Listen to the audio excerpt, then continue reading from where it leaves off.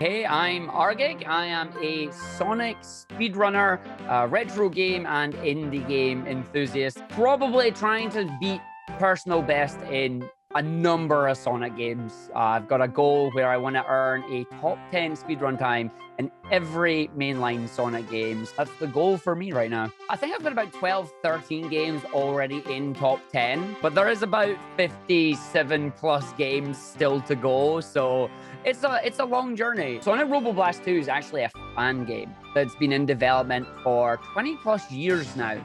And the thing that draws me to the game is that when you think of a Sonic game made inside a Doom engine, like an old school Doom game, you don't think it would work.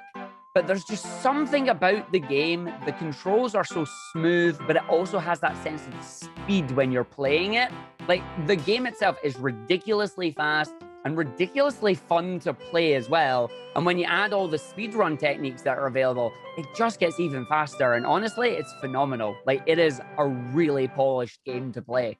So movement conservation is like the big one. Specifically with Sonic, he has the special ability that is known as the Thok. It is called Thok because of the noise that it makes when you do it. It just goes Thok, and away you go. It's effectively a homing attack, but it's not really a homing attack. It doesn't home in on anything. Instead, it just gives you a big burst of speed in a forward-facing direction. So the idea is that you are constantly jumping and talking and using that momentum, building it up, getting faster and faster, while still trying to navigate through the levels here. Combine that with the number of ramps or the number of other bouncy surfaces that are in levels, and you're literally flying through levels at some points, and it's insane. The levels are honestly massive in this game, and as a speedrun, you're not going to see half of them. Like, that is how big these levels are. We have these specific routes that we want to take and that we're going to focus on. Others you've got no idea are there at all until you watch a video and you go, how did somebody find that? And then just the different movement chaining techniques together to keep that high speed. Not everybody's going to realize, oh, that and that together results in this. And that's what you're going to see in the run. And it's a pretty solid game overall. Like, it is very, very stable. I say that, but hopefully in the marathon it doesn't crash. So we'll see what happens. There's a level known as Arid Canyon, and that level is pretty much a run killer, in my opinion, because when you get to that level, this is a level that you're supposed to do in about 2.5 to 3 minutes, and the speedrun finishes it in like a minute and 15 seconds. And the reason for that is because there are these little tornadoes that are supposed to like take you to different platforms in the level, but they take your momentum and they amplify it.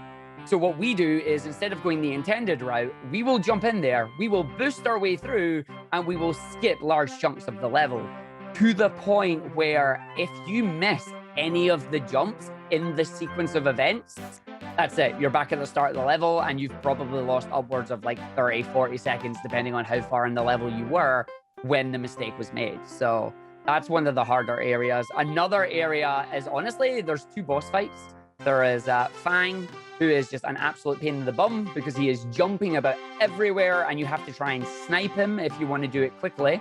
And then the final boss itself. The final boss itself can do a number of attacks, and if he decides to do the wrong one, you could be taking a death, which can be very costly. I'm planning on submitting this run with an incentive to collect all the Chaos Emeralds, and I really hope that that gets accepted, because the special stages in this game are magnificent. Honestly, you could go to their own website. You could go to, if you type Sonic Robo Blast 2 into Google, you'll get taken straight to the page for it. The other way, of course, as well, is there's the Sonic Robo Blast 2 Discord if you want to get involved in speedrunning the game. Lots of friendly community members will happily help you out. So if you jump in the Discord or check out the main site, and hopefully you can enjoy the game.